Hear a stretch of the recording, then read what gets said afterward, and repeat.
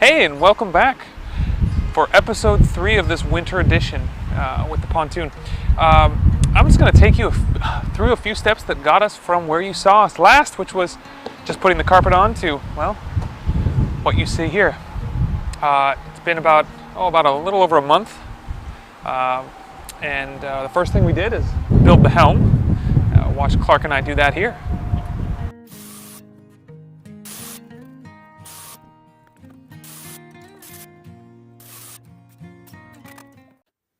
Alright, time to put the carpet on the helm, as you can see here.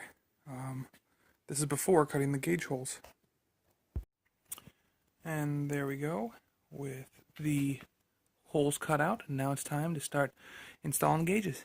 We are in the basement, just getting the work on the helm underway, and one of the things I wanted to take care of before putting everything back together was I thought I needed to work on this switch here for the trim sending, for trim tilt up and down. But what I did is I actually just hooked up positive power from the battery here, negative to both of the LEDs. You can see one there and one there. And then these yellow and white run to the trim sending, and the red is the positive power. So this should test. If I go down, one goes on. If I go up, the other one on, down, up, down. It is not the switch here that's the problem. It must be something else. So hopefully it's not the trim unit itself. I'll have to figure that out. But again, down and up both work just fine. So I'm not going to put in a separate trim tilt switch like I was planning on. So it's one less thing I need to do. All right, so I've been working on the helm inside, and it's been going great. Just putting the finishing holes on there and getting ready to paint it and then put the carpet on it. One of the things is that I'm not positive if the trim sensor is working. So I don't want to put the gauge in if it's just going to be not working. So here's the trim gauge, as you can see, and it's never worked. So I thought I would just pull it out and actually plug everything in, test it out, make sure it's working before I drill that hole and install it, just to have it be non-working. I checked the voltmeter, the gas gauge works, and the tachometer seems to be working, so I think we're good. So let's hook it up and see what happens. Alright, so it shows the trim's all the way down. Let's see what goes on.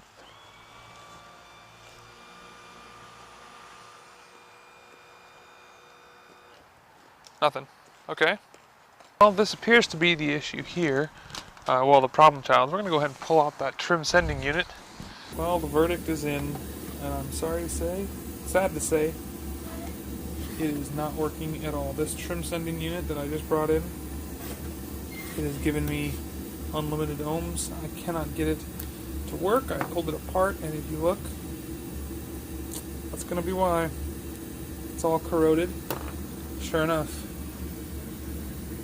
part of the trim sending unit casing is just broken off, so I'm going to have to either buy a new one or go without trim.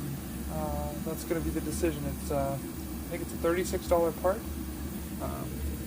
so I'm going to have to see what we want to do there, but this one's got to go. No good. We've got the new trim sender unit bought off eBay because it's from 2003. Obviously this should be just fine since it's a 1998 boat. The outboard's 20 years old anyway, so here we go. Let's unbox it, let's rip it open and hook it up and make sure it works. So I just hooked this up really basically, just grounds, positive, and then over to the trim sending unit, which I hooked up via screen. It goes to the back, and voila, here we go. We've got, if I can turn the trim sending, we got this here, goes up, and nice and slowly down. So that is good to go. We will now install this back in the outboard, and we are in business. 27 bucks, well spent. Alright, as Clark's showing you, we're about to glue the carpet on the back of the helm. Ran out of the other glue from the deck, so just using indoor-outdoor carpet to glue it on. So we're all ready to go. We're all ready to do this. Now for the door, we're going to take the cutout piece and use some of the extra carpet and go ahead and glue this together.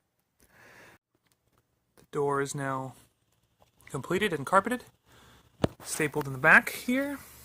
So now we can go ahead and install it. And here we have that door installed. You can see it doesn't fit perfectly flush because of the thickness of the carpet, but I'll go ahead and take that. That's just fine by me.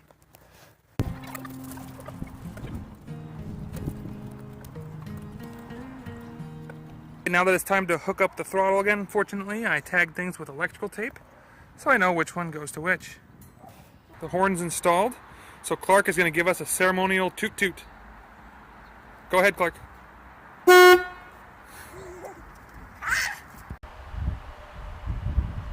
With the helm done, it was time to get these fence panels painted. So I did that in the basement to avoid the wind like there is today and any sort of rain. All right, well, I know it's not ideal pressure washing weather, being that there's snow on the ground, but we got a nice warm weather, 40 some degrees between snowstorms, so it's time to clean these up before we paint them. So just a nice electric pressure washer. I'm just going to clean this off, so here we go.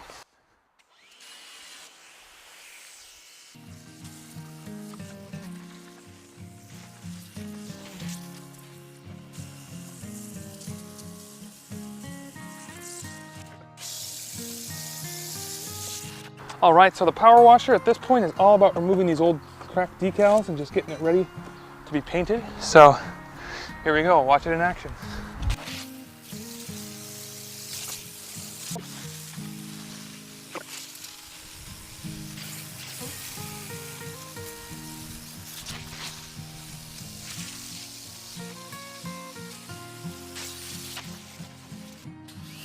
Yep.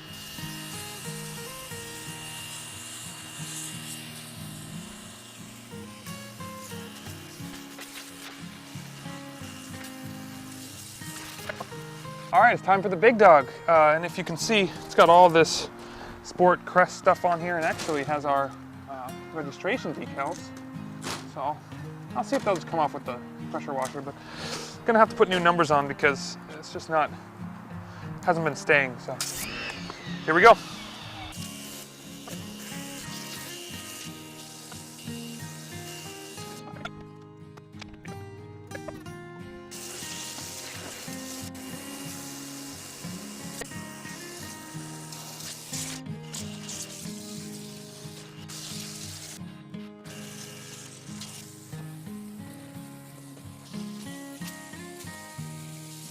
All right, so here we are. We're back in the basement after power washing and cleaning everything up on these fencing pieces. The aluminum supports are all masked off, so now it's time to start the priming and painting. This beige color that was on here before is a classic from the late 90s. This is a 98, so I thought it would be much more fun to put red on, closer to matching the burgundy seats. They don't have a burgundy Rust-Oleum, so I'm just going with red. I'm going to go ahead and prime these first because we have, as you can see over here, somewhere the decals came off, actually pulled up a bunch of the paint as well. So we'll just go ahead and put a primer coat on there and then paint. So step one, prime. I'm actually going to do the inside and the outside, so here we go.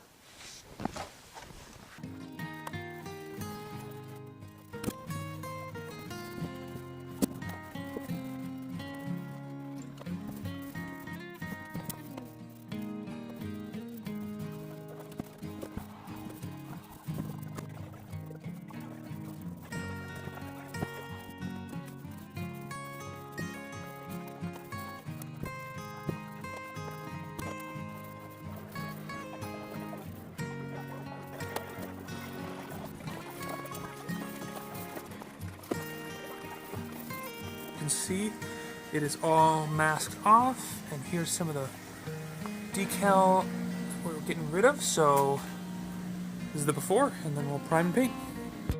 And here we've got them. We've got all that front fencing is all primed. So just gonna let this dry, and then it's time to apply the red. Fence panels painted. Just gotta wait for them to dry, and then we can install them. A couple of them have already been put in. I put those in because I got excited. So here we go.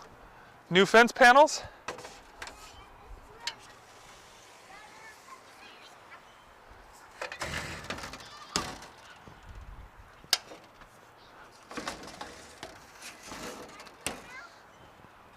There we go, look at that.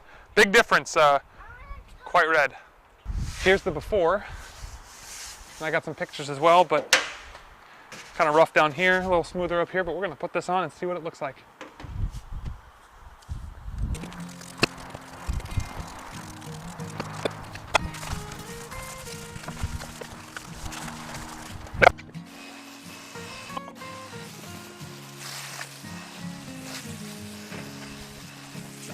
And there you have it. After one application, huge difference.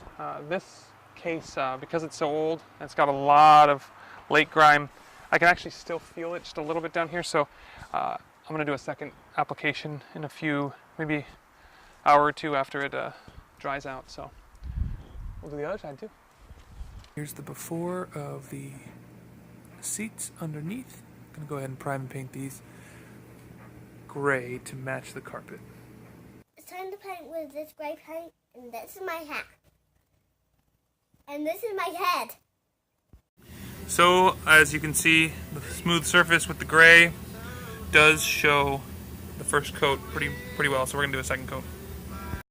So I installed the rear seat and the starboard seat.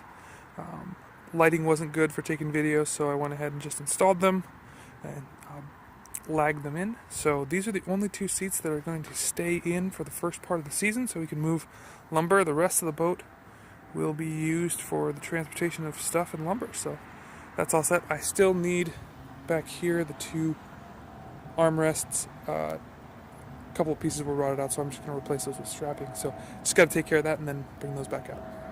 I'm trying to change the brunette oil. I don't know when the oil's gonna come out.